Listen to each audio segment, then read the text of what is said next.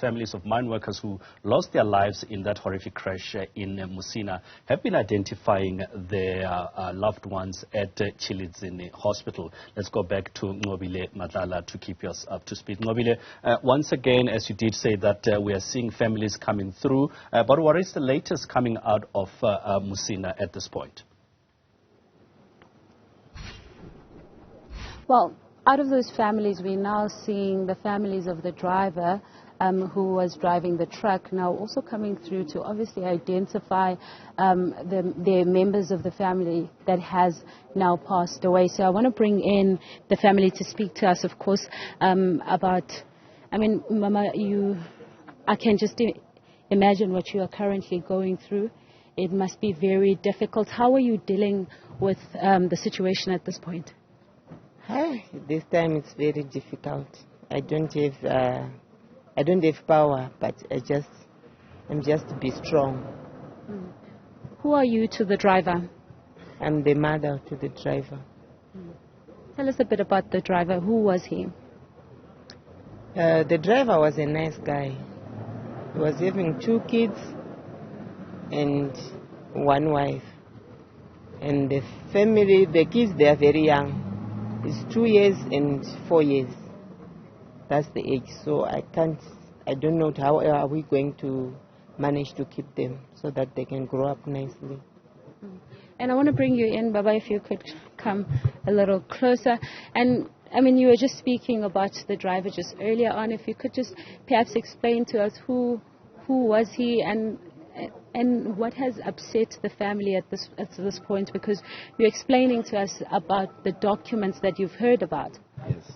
Yeah, thank you. That's true. We are shocked.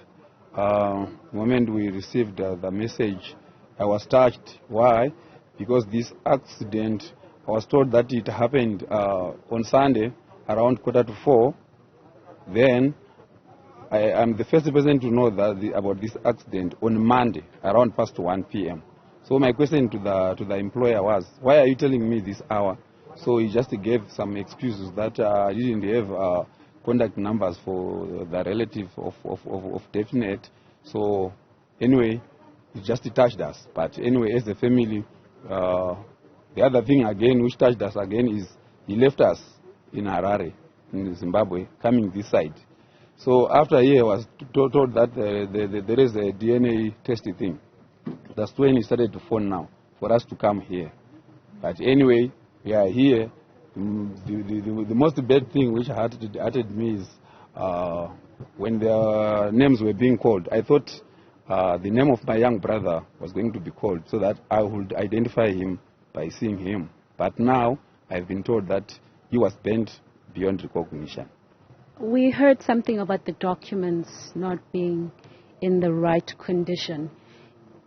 Did he have the documents whilst he was driving?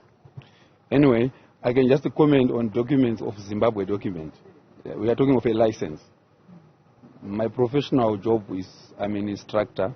I'm the one who taught him how to drive. He acquired a license.